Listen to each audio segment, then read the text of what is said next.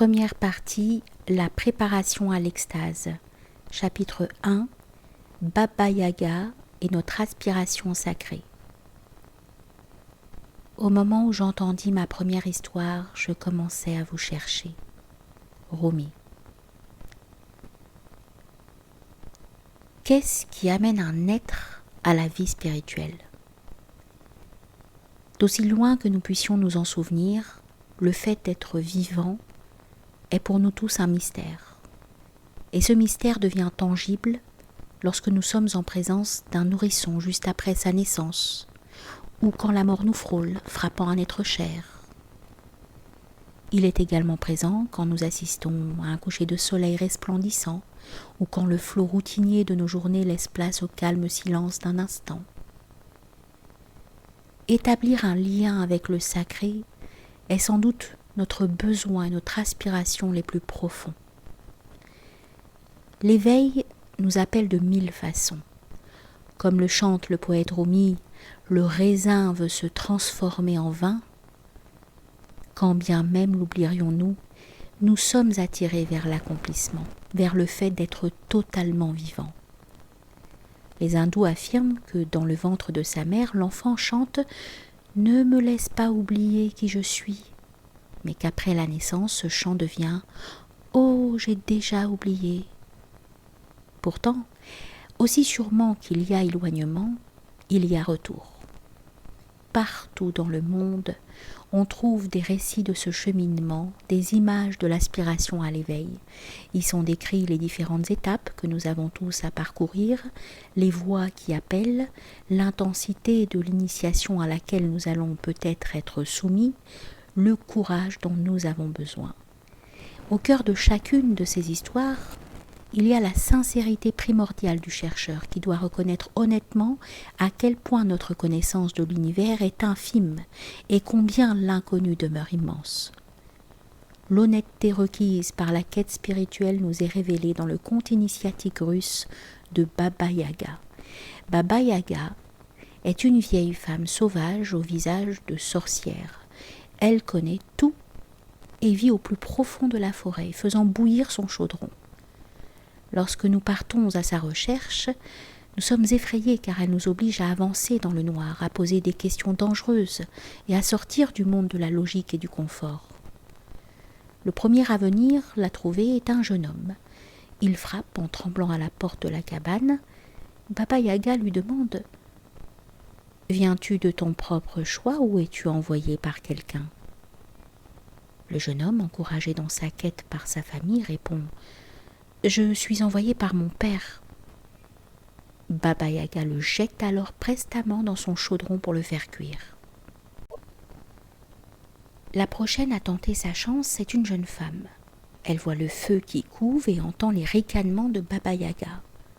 Baba Yaga demande à nouveau « Viens-tu de ton propre choix ou es-tu envoyé par quelqu'un » La jeune femme, qui toute seule avait été attirée dans les bois pour voir ce qu'elle pouvait y trouver, répond « Je suis ici de mon propre choix. » Baba Yaga la précipite dans le chaudron et la fait cuire aussi. Plus tard, un troisième visiteur arrive, encore une jeune femme. Elle est profondément troublée par le monde et se présente devant la hutte de Baba Yaga au cœur de la forêt. Elle aussi voit la fumée et sait qu'il y a grand danger. Baba Yaga lui fait face. « Viens-tu de ton propre choix ou es-tu envoyé par quelqu'un » Et la jeune femme de répondre sincèrement « Je viens en grande partie de ma propre initiative, mais en grande partie aussi à cause des autres. Je suis aussi venue en grande partie parce que vous étiez ici, parce que il y a la forêt et pour une autre raison que j'ai oubliée. Mais en grande partie, je ne sais pas pourquoi je suis venue. » Baba Yaga la regarde alors pendant un moment et dit « Ça va » et elle l'invite à entrer dans sa hutte. Dans les bois, au milieu du chemin de notre vie, je me trouvais par une forêt obscure. Dante Alighieri.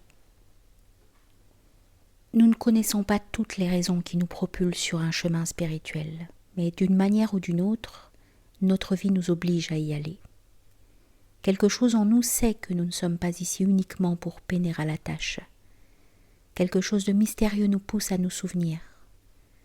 Ce qui nous tire hors de chez nous pour nous conduire vers l'obscurité de la forêt de Baba Yaga peut être une somme d'événements. Ce peut être une aspiration qui remonte à l'enfance, la rencontre accidentelle, entre guillemets, d'un livre ou d'une personnalité spirituelle. Parfois, quelque chose se réveille en nous lors d'un voyage dans un pays de culture différente. Le monde exotique des rythmes nouveaux, des odeurs parfumées, des couleurs et des comportements nous catapulte hors de notre perception habituelle de la réalité. Pour d'autres, il s'agira d'une simple marche à travers des montagnes verdoyantes, ou d'un chant entendu tellement beau qu'il semble inspirer des dieux. Ou bien encore ce sera la mystérieuse transformation qui s'opère lorsqu'au chevet d'un mourant, nous voyons une personne disparaître de l'existence pour ne laisser qu'un sac de chair sans vie, attendant l'inhumation. Des milliers de portes conduisent à la spiritualité. Que ce soit dans l'éclat de la beauté ou dans les forêts obscures de la confusion et du chagrin, une force aussi sûre que la gravitation nous ramène à notre cœur. Cela arrive à chacun d'entre nous. Les messagers de la souffrance. La voie d'accès au sacré la plus fréquente est notre propre souffrance et notre insatisfaction. D'innombrables démarches spirituelles ont commencé par la rencontre des difficultés de la vie. Chez les maîtres occidentaux, la souffrance vécue dans leur famille pendant l'enfance est un point de départ assez commun.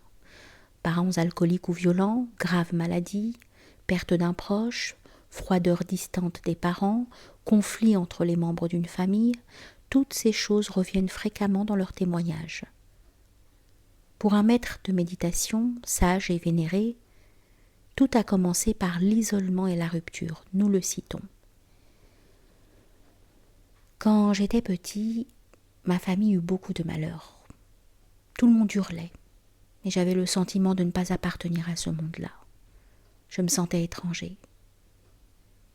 Vers 9 ans, je me suis beaucoup intéressée aux soucoupes volantes, et pendant des années, la nuit, je rêvais qu'un ovni venait me chercher, que j'étais enlevée et emmenée sur une autre planète. Je voulais vraiment sortir de mon aliénation et de ma solitude. Je pense que ce fut le début de mes 40 années de quête spirituelle. Fin de citation. Nous savons tous combien, dans les moments difficiles, le cœur aspire à un soutien spirituel. Honore cette aspiration, chante Rumi. Sois reconnaissant envers toutes les choses qui, pour quelque raison que ce soit, te ramènent à l'esprit. Inquiète-toi des autres choses, de celles qui te procurent un confort délicieux qui te tient éloigné de la prière. Un autre enseignant de la voie spirituelle, médecin et guérisseur, débuta lui aussi ses 30 années de recherche intérieure à la suite de problèmes familiaux. Nous le citons. Quand j'étais jeune, mes parents se disputaient terriblement. Puis ils divorcèrent assez brutalement et je fus expédiée dans un pensionnat horrible. Ma vie familiale était si douloureuse qu'elle m'amena à être solitaire, plein de chagrin et d'inquiétude, mécontent de tout. Je ne savais pas comment vivre. Un jour, je vis un homme portant une robe orange et le crâne rasé. Il chantait « Hare Krishna » sur les marches du square. Et naïvement, je pensais qu'il s'agissait de quelque saint homme venu de l'Inde. Il me parla de karma, de réincarnation, de méditation et des possibilités de libération. Cela sonnait juste dans tout mon être. J'étais tellement excitée que je téléphonai à ma mère pour lui dire « Je quitte l'école, je veux être un moine Hare Krishna ». Elle devint pratiquement hystérique. Un compromis fut donc trouvé. J'allais apprendre la méditation. Cela m'ouvrit à un autre monde. J'appris à lâcher mon passé et à avoir de la compassion pour moi-même. La méditation m'a sauvé la vie. Fin de citation.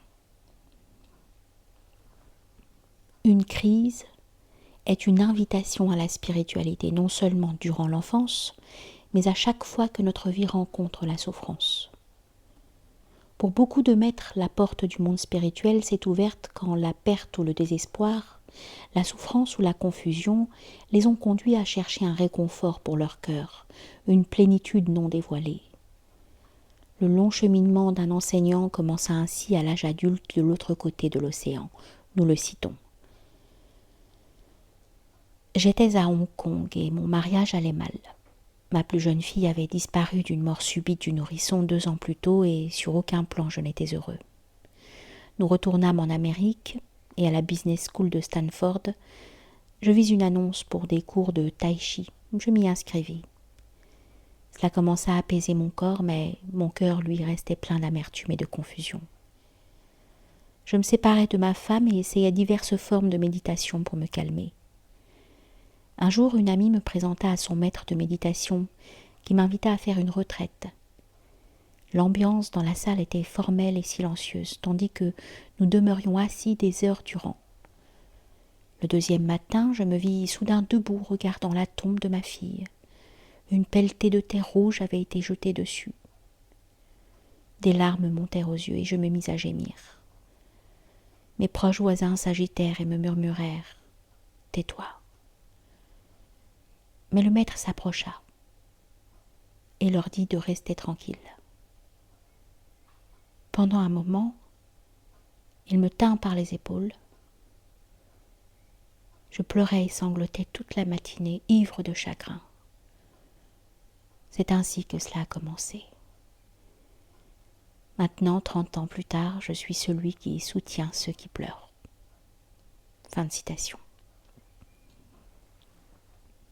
La rencontre d'une souffrance conduisant à la quête d'une réponse, c'est une histoire universelle. On la retrouve dans la vie du Bouddha. Le prince Siddhartha, le futur Bouddha, était délibérément tenu à l'écart des problèmes du monde par son père. Durant ses premières années, il vécut à l'intérieur de palais magnifiques sans jamais en sortir. Mais un jour, le jeune prince insista pour aller voir le monde extérieur, et tandis qu'il circulait à travers le royaume, conduit par son serviteur Channa, il vit 4 choses qui le heurtèrent profondément. Tout d'abord, le Bouddha vit une personne très âgée. Elle était chancelante, voûtée et frêle. Ensuite, il vit un homme gravement malade, veillé par ses amis. Puis, un cadavre. À chaque fois, le Bouddha demanda à son guide « À qui ces choses arrivent-elles » Et à chaque fois, Channa répondit « À tout le monde, Seigneur. » Ces visions sont appelées les messagers célestes, car, tout comme elles éveillèrent le Bouddha, elles rappellent à chacun de nous qu'il doit se mettre en quête de la libération et chercher dans cette vie une liberté spirituelle. Vous souvenez-vous de votre première rencontre avec un cadavre ou une personne gravement malade ? Côtoyer ainsi la maladie et la mort heurta vivement Siddhartha dans tout son être et le fit s'interroger. Comment vivre au mieux une existence hantée par la maladie et la mort ? Le 4e messager se présenta sous la forme d'un moine demeurant à la lisière de la forêt, un ermite ayant dédié son humble vie à la recherche d'une issue mettant fin aux misères du monde. À cette vue, le Bouddha réalisa que lui aussi devrait suivre cette voie, faire pleinement face aux misères de la vie et tenter de trouver un chemin conduisant au-delà de leur emprise. Tel un Siddhartha des temps modernes, une enseignante raconte comment un périple à travers la campagne et les villes l'amena sur la voie. Nous la citons. Après mes études, je travaillais dans un centre d'aide sociale à Philadelphie, où j'essayais d'apporter mon soutien à un certain nombre de familles désespérées. Pas de travail, beaucoup d'enfants, des maisons sordides, des problèmes de drogue. Certains jours, je quittais mon travail et rentrais chez moi en pleurant. Un jour, je partis avec un ami en Amérique centrale pour travailler au Salvador et au Guatemala. Pour les pauvres campesinos, la vie était comme un océan de problèmes. Ils s'épuisaient à la tâche pour avoir juste à peine assez de nourriture et de médicaments pour leurs enfants, sans compter les raids réguliers des militaires. C'était très dur. À mon retour, j'entrais au couvent pour 4 ans. Non pas pour fuir, mais pour me retrouver, pour apprendre ce que je pouvais faire pour être vraiment utile au monde. Fin de citation. Les messagers célestes se manifestent à chacun de nous sous différentes formes, nous appelant à rechercher la plénitude qui manque dans notre vie.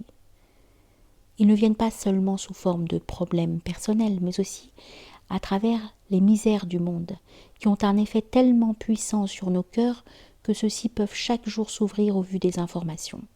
Perpétuelles inondations au Bangladesh, famine et guerre en Afrique, en Europe, en Asie, crise écologique mondiale, racisme, pauvreté et violence dans nos cités. Toutes ces nouvelles sont des messagers.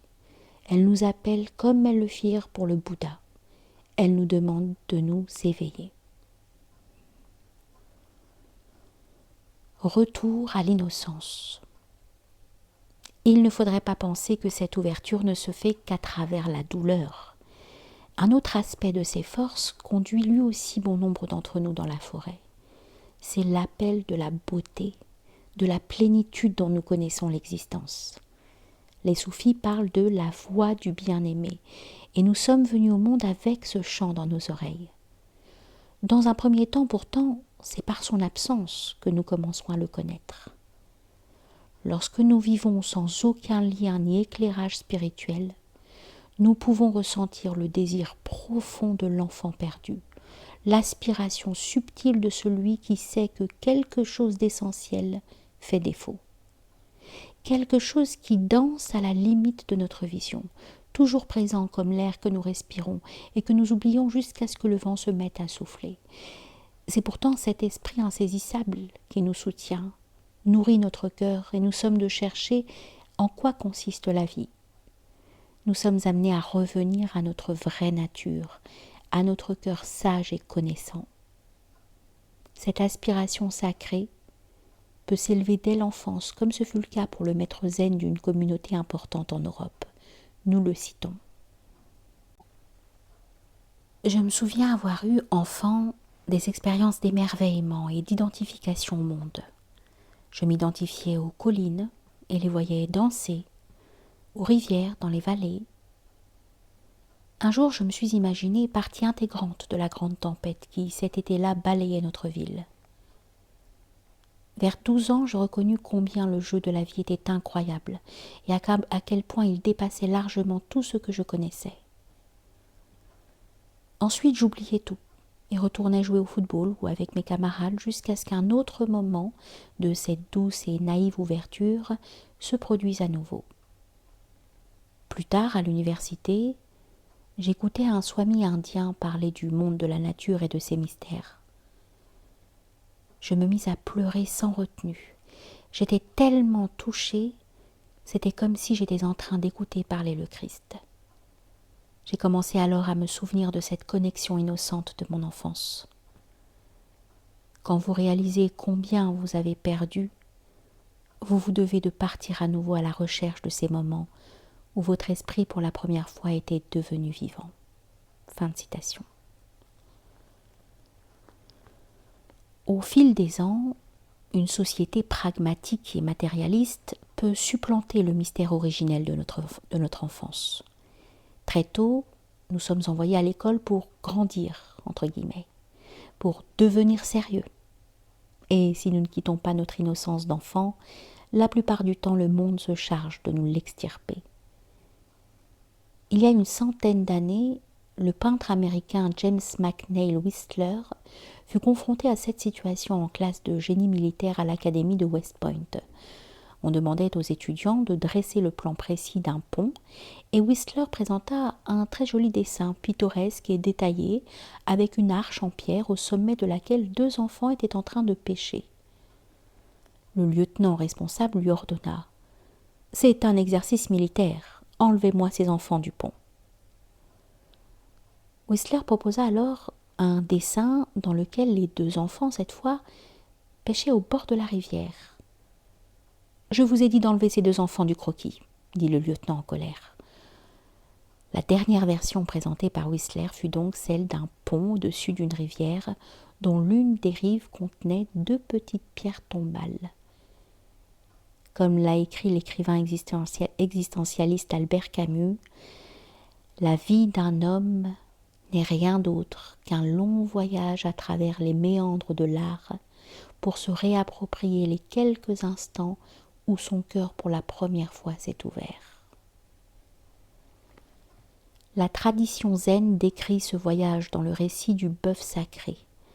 Dans l'Inde antique, les bœufs symbolisaient les qualités puissantes et merveilleuses, présentes en chaque être, qui se révèlent lorsque nous reconnaissons notre véritable nature. L'histoire zen du Bouvier débute par la représentation d'un homme qui erre dans les montagnes lointaines. Cette image s'intitule « À la recherche du bœuf ». Derrière l'homme se trouve un dédale de routes enchevêtrées, les vieilles autoroutes de l'ambition et de la peur, de la confusion et de la perte, de la louange et du blâme. Pendant longtemps, cet homme a oublié le murmure des rivières et le paysage des montagnes, mais un jour, s'en souvenant enfin, il part à la recherche des traces du bœuf sacré. Dans son cœur, il sait que même parmi les gorges les plus profondes ou les sommets les plus hauts, il ne peut perdre le bœuf. Alors, dans la splendeur de la forêt, il s'arrête pour se reposer, et en baissant le regard, il voit les premières traces. Une femme d'une 60aine d'années qui enseigne la méditation commença sa quête du bœuf sacré vers 50 ans, après avoir élevé ses 3 enfants. Nous la citons. Petite fille, j'ai vécu dans un environnement intellectuel dans lequel la vie spirituelle n'était jamais évoquée, sauf peut-être à Noël. Comme si mes parents pensaient que nous étions au-dessus de tout ce fatras religieux. J'étais très jalouse de mes amis qui allaient à l'église. Dès l'âge de 7 ans, je découpais sur les cartes de vœux les images de Marie, des anges et du Christ, et je les cachais au fond de ma penderie, dans laquelle j'avais installé un autel secret. Chaque semaine, je sortais tout cela et officiais à ma propre manière. Ensuite, à 43 ans, alors que je voyageais pour affaires, je visitais une cathédrale célèbre. L'intérieur était vaste et frais. En y entrant, je vis la lumière du soleil flamboyer à travers les vitraux. Un chœur entama des chants grégoriens pour l'office de fin de journée. Sur l'autel se dressait une Vierge Marie aussi belle que celle de mes cartes de Noël. Je dus m'asseoir. J'avais à nouveau 7 ans. Mes yeux s'emplirent de larmes et mon cœur fut sur le point d'éclater. Cette pauvre petite fille était spirituellement affamée.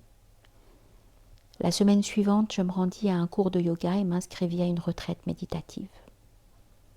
Fin de citation. La question sacrée. La première vision des traces du bœuf est décrite par Joseph Campbell comme un appel à l'éveil, une pulsion intérieure. Arrive en même temps la question sacrée, différente pour chacun de nous.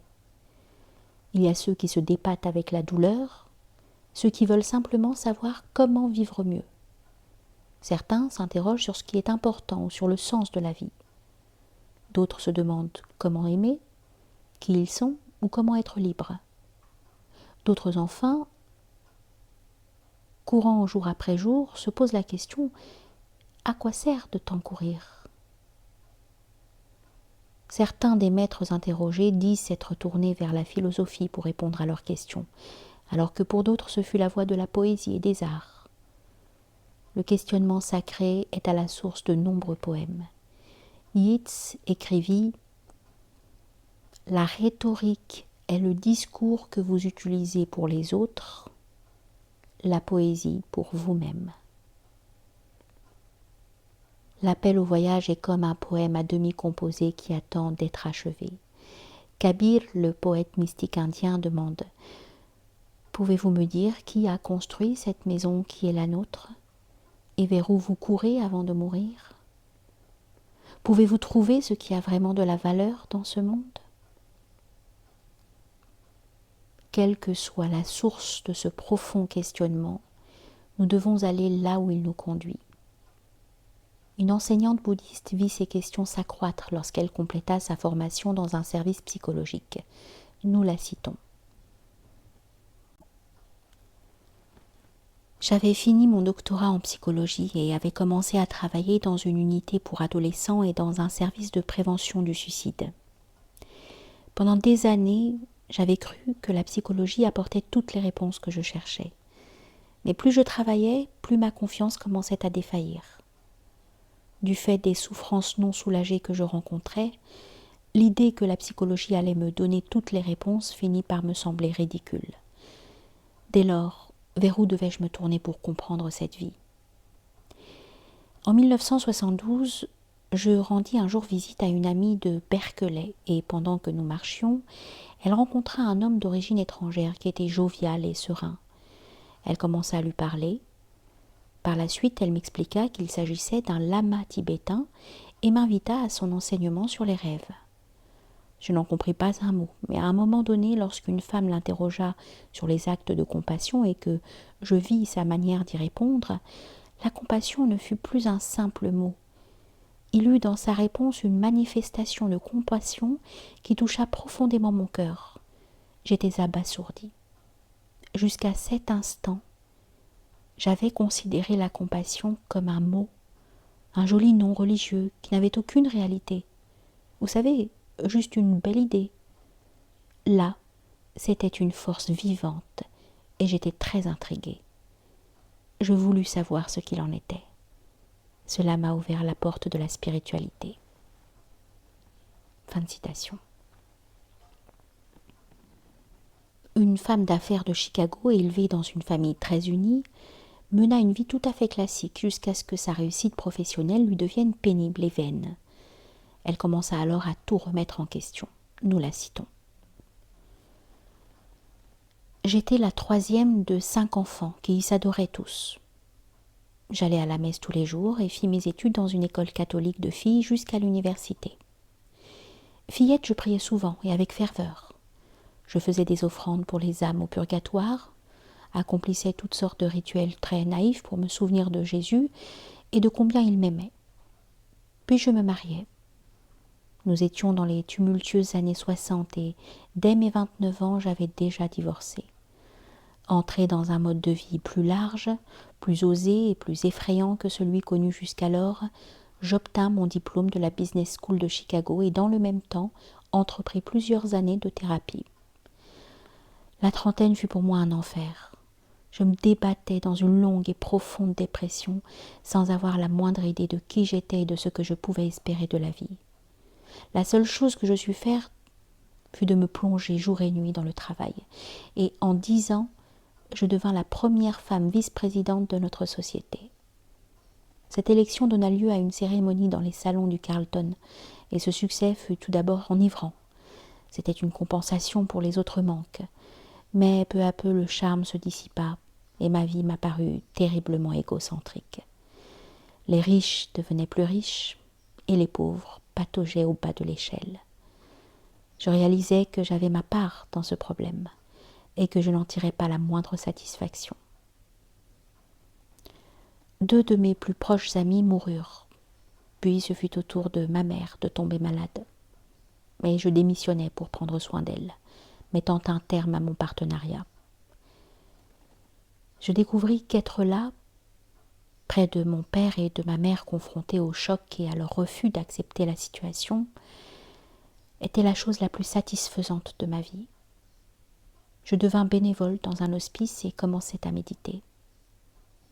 Être pour la première fois en prise directe avec le démon permanent de la vacuité fut pour moi comme revenir à la maison. Je n'aurais jamais cru cela possible. Pourtant aujourd'hui je me sens beaucoup plus moi-même, assise dans le silence, à l'écoute. Après tant d'années, j'ai enfin retrouvé mon cœur et le courage de le suivre avec le soutien de mes amis. Fin de citation. Appel de l'au-delà. L'ouverture de l'esprit et du cœur survient parfois comme s'il y avait un appel des dieux, une impulsion étrangère à notre vie ordinaire, comme si nous étions contraints par des forces qui dépassent nos connaissances à pénétrer dans la forêt, à la recherche de Baba Yaga. Le poème de Rumi cité précédemment en introduction conseille d'être reconnaissant envers quiconque se présente à nous, car chacun est envoyé comme un guide de l'au-delà. Des milliers d'Américains trouvèrent dans le choc extrêmement puissant des expériences de mort imminente l'occasion d'une ouverture spirituelle.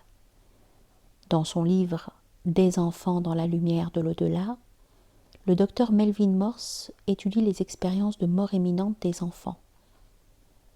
Une petite fille se réveilla d'un coma à la suite d'une noyade et parla à son médecin, stupéfait d'un personnage doré, un ange, qui l'avait tirée hors de l'eau sombre et entraînée vers un tunnel où elle avait rencontré son grand-père, mort des années plus tôt, puis le Père céleste.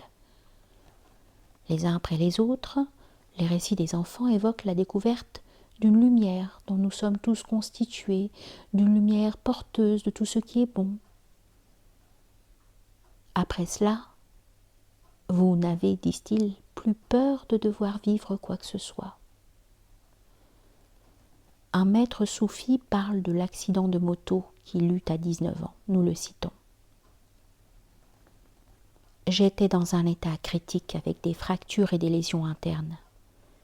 En revenant à moi, je me suis souvenu avoir regardé pendant la seconde après le choc mon corps et la rue d'en haut à une courte distance. Je pouvais voir, mais mon être était totalement immatériel. J'étais serein, tranquille, soulagé. Je savais qu'il y avait deux options. Retourner dans mon corps ou me laisser glisser dans ces ténèbres merveilleusement apaisantes. Mais en regardant la scène en dessous de moi, j'ai éprouvé un sentiment intense d'amour pour ce corps et pour la vie. L'amour et la joie m'ont retenu, et l'on m'a raconté par la suite que dans l'ambulance je pleurais et je riais. J'expérimentais la réalité d'une liberté qui n'avait rien de physique, une joie intense et un bonheur qui ont motivé ma vie spirituelle depuis maintenant plus de 35 ans. J'aime cette réalité. J'ai suivi son appel. Fin de citation. Tout appel de l'au-delà nous demande de sortir de notre perception habituelle du monde. Pour une enseignante de Kundalini Yoga, cela se passait lors d'un accouchement. Nous la citons. Ma respiration devenait de plus en plus rapide. Mon corps commença à trembler entre les contractions et à s'emplir d'une lumière rayonnante. Tout mon corps, pas seulement mon bassin, mais aussi mon cœur, ma tête, chaque partie de mon être essayait de s'ouvrir. Je me sentais comme mon propre enfant.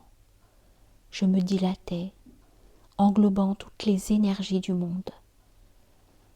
Par la suite, le médecin m'avoua que cela l'avait effrayé et qu'il avait tenté de me donner un tranquillisant pour me calmer.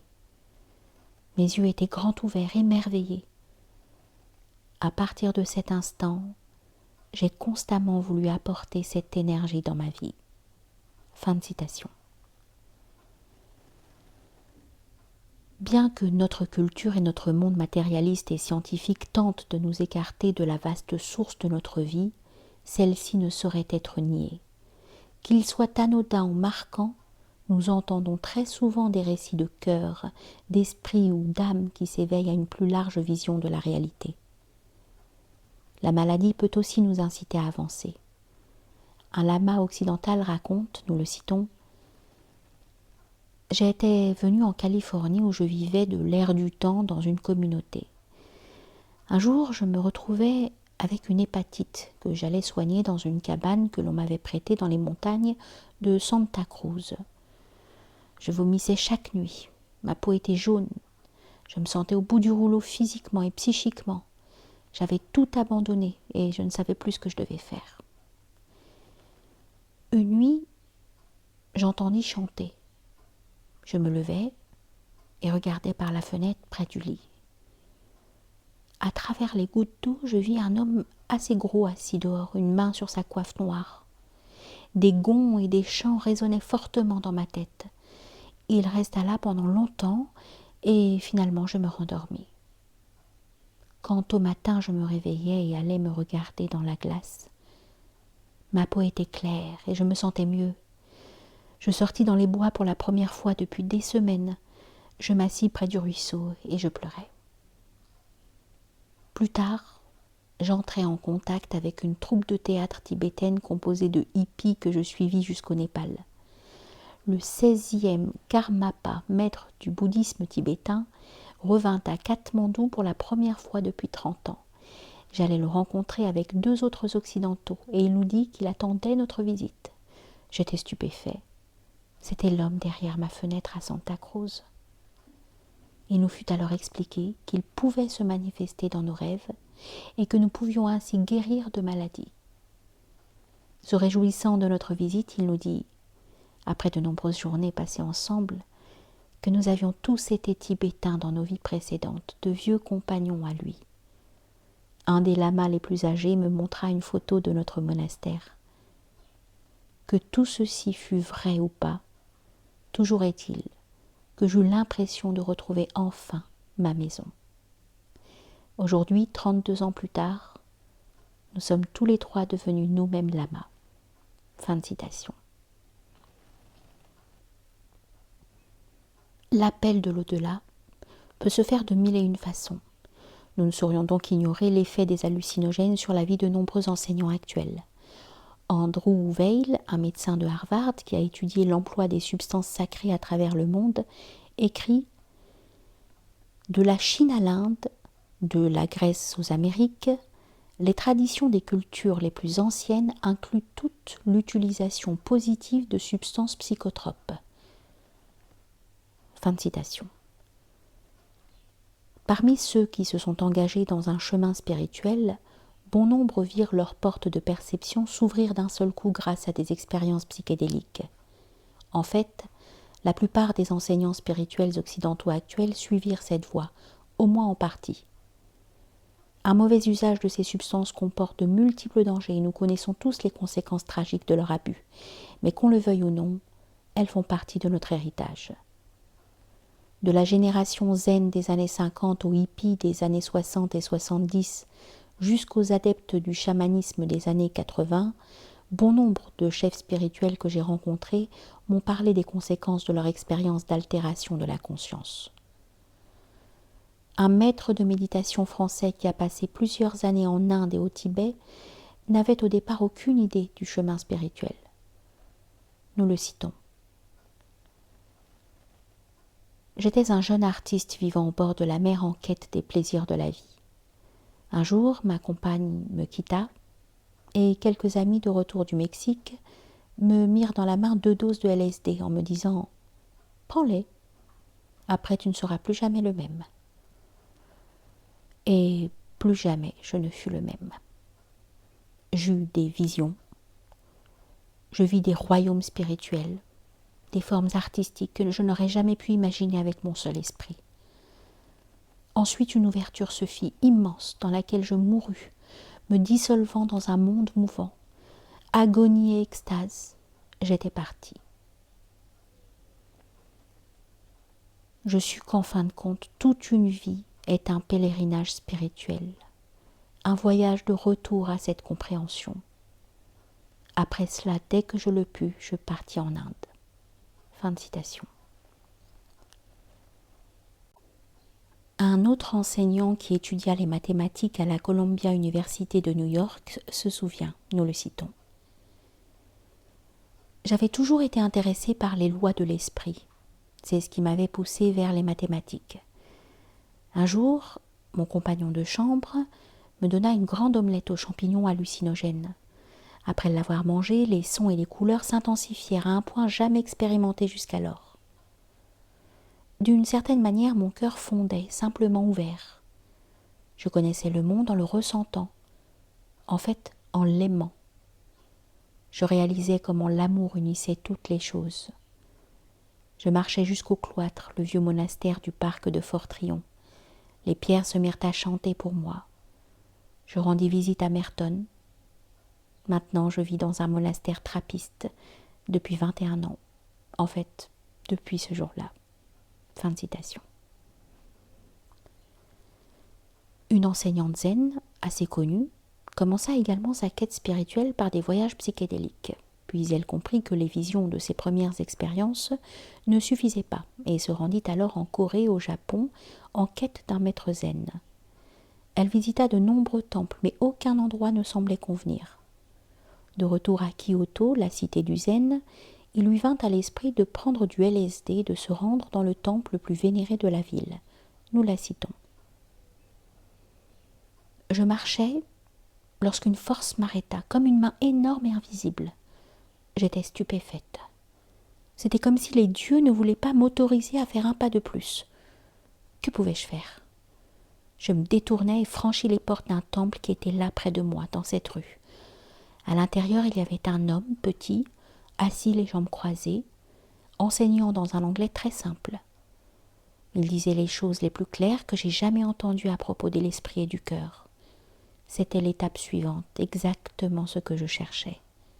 Je posai mon sac et restai là 12 ans. Fin de citation. La plupart des enseignants réalisaient rapidement que les hallucinogènes, même les meilleurs, se révélaient être un chemin trop limité. Ils n'apportaient aucun moyen systématique pour vivre l'esprit éveillé et le cœur ouvert. Un enseignant bouddhiste raconte, nous citons, « Les hallucinogènes firent partie de mes premières approches, mais je savais que ce n'était pas suffisant. Je décidai donc de me rendre dans l'Himalaya. J'ai fut convié à une puja de feu accomplie par un vieux lama tibétain aux abords de Dharamsala. Mon ami et moi avons marché 1,5 km à travers une forêt de rhododendrons en fleurs jusqu'à une clairière proche d'une cascade rugissante. Les montagnes enneigées se dessinaient au-dessus de nous. 6 ou 8 lamas en robe étaient assis en rond, versant des offrandes de beurre sur un grand feu, faisant tinter leurs cloches et frappant de petits tambours. Ils faisaient des incantations et des mudras. Autour d'eux, formant un second cercle, il y avait une 60aine de merles. Je sentis que j'étais témoin de quelque chose de très ancien, d'avant la séparation des hommes et des animaux. Je sus que j'étais en présence d'un grand mystère et que ma voie serait de travailler avec les enseignants qui vivaient dans cette réalité. Fin de citation. L'appel de l'au-delà a conduit nombre d'enseignants actuels dans des aventures qu'ils n'auraient jamais imaginées. Pir Vilayat Khan, maître soufi, raconte comment son père Hazrat Inayat Khan lui parla sur son lit de mort. Pir n'avait que 10 ans à cette époque et Hazrat lui demanda de partir en Inde à la recherche d'un grand sage près des sources du Gange sacré et de la rivière Yamuna. Nous le citons. À 19 ans, avec un peu d'argent, je me rendis en Inde par la route. Ce fut un dur voyage. Dans une ville, je fus jeté en prison en tant que Pakistanais suspecté d'espionnage. En remontant le Gange au-dessus du charmant village de Gangotri, je trouvai un sage étonnant assis dans une cavité de glace. Ce sage m'expliqua que les sources du Gange et de la rivière Yamuna étaient secrètes et il m'indiqua un glacier au-delà de Jamnotri, très haut dans les montagnes himalayennes. Je suivis un sentier et, tandis que je marchais dans la neige loin de tout être humain, je trouvai des empreintes de pieds dans la neige. Elles étaient assez grandes et j'en fus effrayée. Je pensais qu'il devait s'agir d'un ours. Je suivis ces traces pendant quelques heures et arrivai enfin à une grotte assez spacieuse. Là, à l'entrée, assis tel un roi, il y avait un rishi fantastique. Il me fit un signe qui semblait me signifier de ne pas entrer. Je m'assis donc dans la neige, les jambes croisées, et fermai les yeux. Après quelques instants, comme je rouvrais les yeux, il sourit. D'une manière ou d'une autre, il savait que je parlais anglais, et me dit « Pourquoi es-tu venu si loin pour voir qui tu devais être ?»« C'est merveilleux de me voir en vous, » répondis-je. « Tu n'as pas besoin de gourou, » me dit-il. « Mon gourou est mon père, je ne cherche pas un gourou. » Bien, Alors si tu ne cherches pas de gourou, approche ici. Il y a une autre grotte là-bas pour toi, me dit le rishi, pour que tu t'y assoies. Il me donna ensuite une pratique à accomplir. Elle consistait à regarder dans mon cœur avec le troisième œil jusqu'à ce que je puisse le sentir ouvert comme un lotus, ce que je fis. Il me dit ensuite « Demeure dans la lumière », pas la lumière physique ni son reflet. Accède à la vraie lumière. C'est cela seul qui importe. Ce n'était pas le genre de personne avec laquelle vous pouvez discuter. Totalement illuminé, il demeurait en samadhi. Le temps est bientôt venu, dit-il, où il n'y aura plus aucun rishi vivant dans ces grottes comme je le fais. Maintenant, les êtres éveillés devront aller dans le monde parmi les hommes. Après plusieurs jours, il me dit « Tu as assez appris. » Je réalisai alors combien j'avais appris à me suffire à moi-même, à me détacher et à avoir du recul. J'éprouvai un merveilleux sentiment de paix et de bonheur et ne voulus plus partir. Je savais pourtant que je devais retourner dans le monde. Ce fut un bond prodigieux sur le chemin de toute une vie. Fin de citation. Il semble impossible qu'il n'y ait pas un courant spirituel, un courant d'éveil potentiel qui attende chacun de nous le moment venu. Lama Govinda a beaucoup parlé de sa vie dans Le chemin des nuages blancs. Par la suite, il compléta son récit, nous le citons. Au début de mon séjour en Inde, un vieux Tibétain en pèlerinage à travers l'Himalaya vit les drapeaux à prière sur ma maison dans la montagne et il entra. J'étais absent, mais il donna à l'adorable logeuse qui veillait sur moi comme une mère un cadeau pour son fils. Puis il continua sa longue route vers les lieux saints. Le présent de ce Tibétain était un livre que je fus incapable de lire ou de comprendre, et que je remisais dans le grenier. Bien des années plus tard, après de longues études du bouddhisme tibétain, j'étais devenu lama mais ne savais pas quoi faire ensuite. Il me fut demandé de remanier la traduction originale du livre des morts tibétains. Malheureusement, il n'y avait aucune copie disponible en dehors du Tibet. 3 jours plus tard, dans mon grenier, je tombais par hasard sur mon vieux cadeau. C'était l'édition originale imprimée à Lhasa du livre des morts tibétains. Je pris aussitôt contact avec Evan Svens et me mis tout de suite au travail. Les écrits qui suivirent, l'endroit où je vécus, le travail de toute ma vie, toutes ces choses arrivèrent car un jour, par hasard, entre guillemets, un vieux pèlerin me laissa ce présent. Fin de citation.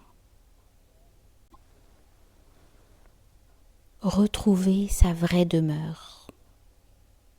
Parmi ces histoires, nombreuses sont celles qui comportent un voyage extérieur, mais leur vrai propos est de trouver notre demeure spirituelle.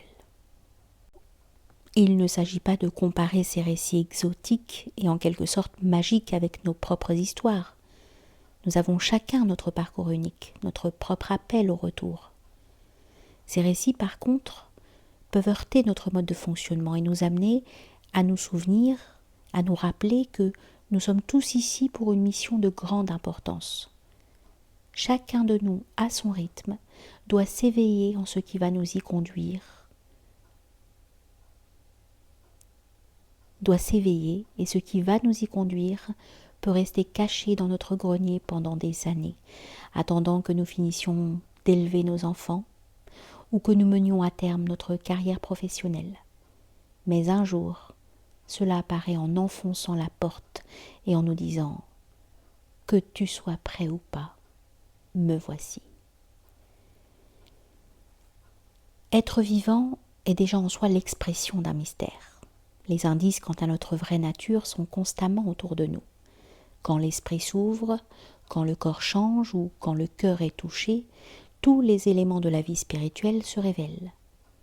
Les grands questionnements, les souffrances inattendues, l'innocence originelle peuvent nous exiger que nous allions au-delà de notre routine quotidienne, que nous sortions du fonctionnariat de notre ego comme le recommandait le maître tibétain Chogyam Trungpa. Chaque jour apporte ses propres appels au retour vers l'esprit. Certains sont petits, d'autres plus importants, les uns surprenants, les autres ordinaires. Un pratiquant zen assez avancé en âge était en 1969 un jeune avocat, père de famille, lorsqu'il rencontra les œuvres d'Alan Watts sur le zen. Cela piqua sa curiosité et son esprit et lui rappela qu'il y avait quelque chose de plus dans la vie. Il consulta donc l'annuaire à la lettre Z et trouva un numéro. Après quelques instants, il parla avec le roshi du centre zen de San Francisco, obtint les horaires du centre et, avec l'encouragement du maître, commença à pratiquer. 30 ans plus tard, il pratique toujours avec ardeur. Ma vie, dit-il, a été transformée par ce premier contact téléphonique. Plus banale encore est l'histoire racontée par un autre maître de méditation qui fut un sportif forcené il y a 30 ans. Le golf était son sport favori et en y jouant, il réalisa combien sa conscience et son esprit influaient sur la qualité de son jeu. Nous le citons. J'ai essayé de me calmer. J'étais surpris de voir combien j'étais agité et incapable de contrôler mon esprit. Une amie me suggéra de venir à son cours de yoga et de méditation, et même si j'ai dû lutter pour rester assis, je me suis senti revenu chez moi. Fin de citation.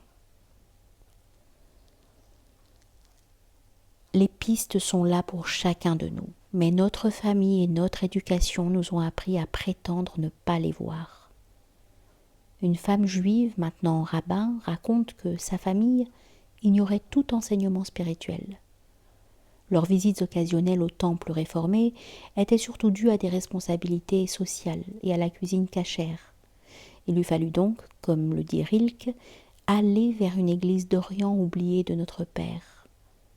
Pendant 10 ans, elle commença par chercher sa voie auprès des Indiens d'Amérique, puis elle fut curieusement attirée par Jérusalem où elle rencontra la femme d'un vieux pratiquant de l'hassidisme qui lui remémora l'héritage spirituel caché depuis plusieurs millénaires de sa propre tradition. Nous citons. Après avoir visité le mur des lamentations, la femme du rabbin Myriam me conduisit dans le petit salon attenant à sa chambre où elle me fit asseoir et me parla de ses grands-parents et de la manière sainte avec laquelle ils allumaient leurs bougies, coupaient leur pain et élevaient leurs enfants. Elle m'expliqua comment chaque élément de leur vie était gouverné par la Torah et chaque action un acte sacré. C'était terriblement proche de ces Amérindiens que j'aimais. Mais lorsqu'elle sortit des pages d'écriture kabbalistique fines et écrites à la main, je pris conscience que j'appartenais à cette lignée ancienne et que cet héritage spirituel coulait dans mes veines aussi bien que dans mon cœur. Fin de citation. Baba Yaga vit dans notre entourage aussi bien que dans la forêt. Elle fait partie de l'histoire de notre famille. Nous pouvons nous rendre en Inde ou à Jérusalem. Certains des récits les plus magiques faits par ces maîtres peuvent nous donner à penser que c'est ainsi qu'il faut commencer une vie spirituelle. Mais cela peut aussi débuter en jardinant ou simplement en rentrant chez soi après un voyage et en redécouvrant sa vie d'un œil nouveau. Ou bien encore en percevant un morceau de musique inspiré, le chant d'un poème, le vol d'un oiseau. Tous les regards dans lesquels nous nous plongeons peuvent devenir les yeux du bien-aimé. Pour moi, grandir sur la côte Est fut associé au plaisir de voir, en été, le vol des lucioles. Mais ma fille, née en Californie, n'en avait jamais vu. Lors d'un voyage, nous avons découvert qu'il y avait des lucioles dans les nuits tropicales de Bali. Une nuit, après que ma fille fut allée se coucher, je l'abordai dans sa moustiquaire et sortis en capturer quelques-unes. Ses yeux étaient fermés lorsque je les introduisis dans sa moustiquaire. Je lui dis doucement de se réveiller. Les lucioles volaient à l'intérieur et jusqu'à ce que nous les libérions, elle fut totalement fascinée par leurs traces lumineuses dans la nuit. Combien improbable et fantastique! Combien inattendu est le fait de trouver de jolis insectes avec de douces lumières clignotantes. Et pourtant ce n'est pas plus improbable qu'un cœur plein d'amour. Nos cœurs brillent comme les lucioles, avec la même lumière que le soleil et la lune. Il y a en nous une secrète aspiration à nous souvenir de cette lumière, à sortir du temps et à trouver notre place véritable dans la danse du monde. C'est là où nous avons débuté, c'est là où nous retournerons. Que nous attendions jusqu'au dernier moment ou que nous le voyons aujourd'hui même, l'appel au mystère se présente encore et toujours à nos yeux et à nos cœurs, comme l'a écrit Marie-Olivier Oliver. Quand vient la mort, tel l'ours affamé en automne, quand vient la mort et qu'elle puise dans sa bourse toutes ses pièces étincelantes pour m'acheter, puis referme cette bourse d'un coup sec, je veux passer cette porte, emplie de curiosité, en me demandant à quoi donc va ressembler cette demeure d'obscurité. C'est pourquoi je regarde toute chose comme une fraternité et une communauté. Je pense à chaque vie comme à une fleur aussi commune qu'un champ de marguerite et aussi remarquable. Chaque corps est un lion de courage, quelque chose de précieux pour la terre. Quand ce sera la fin, je veux pouvoir dire « Toute ma vie j'ai été l'épouse mariée à la stupeur. J'étais le marié prenant le monde dans mes bras.